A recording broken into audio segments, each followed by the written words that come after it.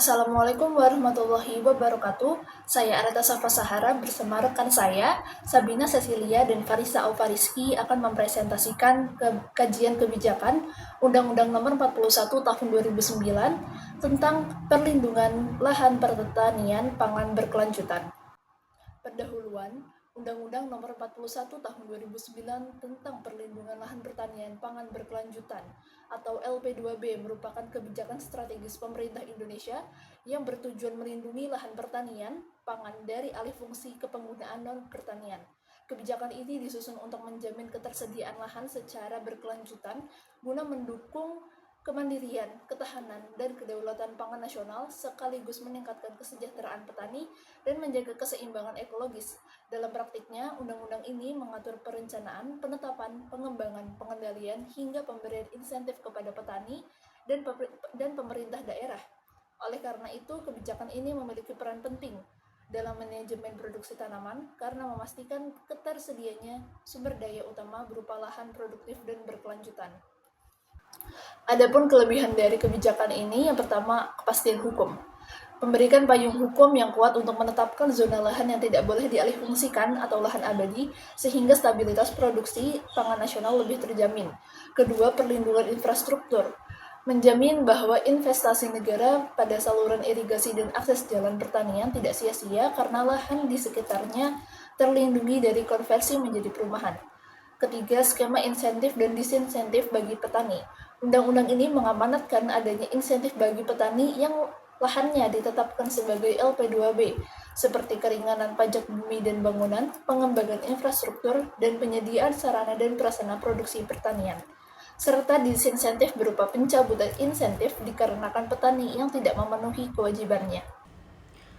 Yang selanjutnya ada kelemahan kebijakan, yaitu ada 3. Yang pertama ada kendala implementasi.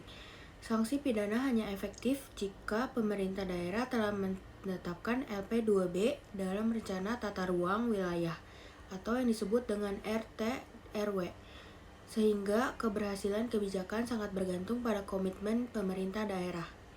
Yang kedua ada ketidaksinkronan regulasi.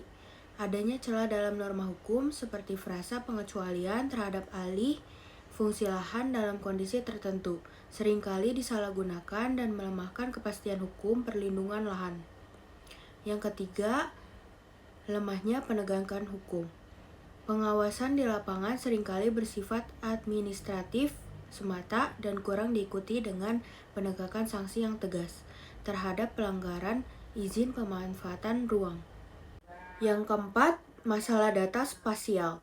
Banyak daerah belum memiliki data by name by address yang akurat sehingga terjadi ketidaksesuaian atau inkonsistensi antara peta rencana tata ruang dengan penggunaan tanah existing di lapangan.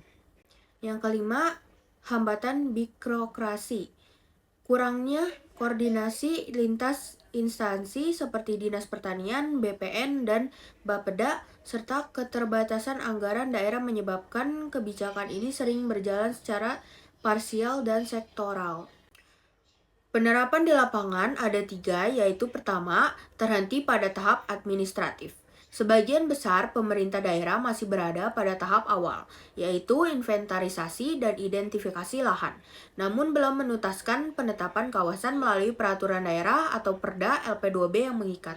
Yang kedua, tekanan sektor non-pertanian. Di wilayah urban dan periurban, kebijakan LP2B menghadapi tekanan berat dari pertumbuhan sektor perumahan, industri, dan jasa yang menawarkan nilai ekonomi lahan jauh lebih tinggi. Yang ketiga, realisasi insentif yang minim. Meskipun UU mengamanatkan pemberian insentif bagi petani yang lahannya ditetapkan sebagai AP2B, pada kenyataannya pemberian manfaat tersebut seperti subsidi atau keringanan pajak masih sangat terbatas dan belum konsisten. Yang selanjutnya ada solusi dan saran. Yang pertama, harmonisasi regulasi daerah. Pemerintah daerah perlu mempercepat penyusunan Perda LP2B yang selaras dengan Rencana Tata Ruang Wilayah atau RT/RW dan Rencana Detail Tata Ruang atau RDTR. Yang kedua, integrasi data berbasis spasial. Membangun basis data spasial kadastral yang mutakhir dan terhubung antar instansi untuk meningkatkan akurasi pengawasan dan pengendalian alih fungsi lahan. Yang ketiga, penguatan kelembagaan lintas sektor. Membentuk forum atau kelompok kerja panen di tingkat daerah untuk memastikan koordinasi yang efektif antara fungsi perencanaan, perizinan, dan pengawasan. Yang keempat, operasionalisasi insentif dan sanksi. Memberikan insentif yang nyata dan terukur bagi petani seperti bantuan benih, saran produksi, atau akses pembiayaan, serta menerapkan sanksi pidana atau administratif yang tegas bagi pelanggar. Yang kelima, prinsip keadilan lingkungan, yaitu melibatkan masyarakat secara partisipatif dalam proses penetapan lahan agar beban pembatasan lahan tidak hanya ditanggung oleh petani kecil. Yang terakhir, ada manfaat kebijakan. Jika dijalankan secara konsisten, kebijakan LP2B dalam penataan ruang memberikan manfaat jangka panjang bagi wilayah. Yang pertama, stabilitas pangan, yaitu menjamin keberlanjutan sistem produksi pangan lokal dan menjaga stabilitas sumber daya lahan nasional. Yang kedua yaitu perlindungan ekologis, yaitu menjaga daya dukung lingkungan dan keberlanjutan agroekosistem agar tidak rusak oleh ekspansi pemukiman yang tidak terkendali. Yang ketiga, untuk kesejahteraan petani, yaitu memberikan perlindungan sosial ekonomi bagi petani agar tetap memiliki akses terhadap lahan produktif sebagai sumber penghidupan utama.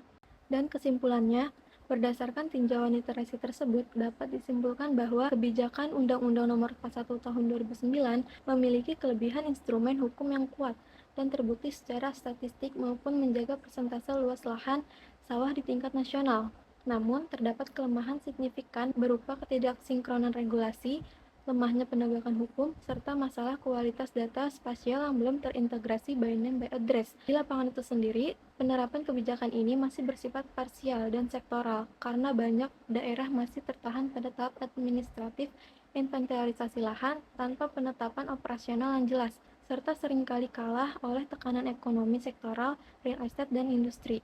Sebagai solusi dan saran, diperlukan percepatan harmonisasi regulasi daerah dari Perda LP2B yang terintegrasi dengan penataan ruang untuk RT/RW atau RDTR, penguatan koordinasi lintas instansi, serta pemberian intensif nyata bagi petani untuk menjamin keadilan lingkungan. Manfaat utama dari efektivitas kebijakan ini adalah tercapainya stabilitas ketahanan pangan jangka panjang, terjaganya daya dukung ekologis wilayah, serta terlindunginya kesejahteraan dan hak-hak petani kecil. Dan untuk daftar pustakanya, referensi kelompok kami diambil dari sini.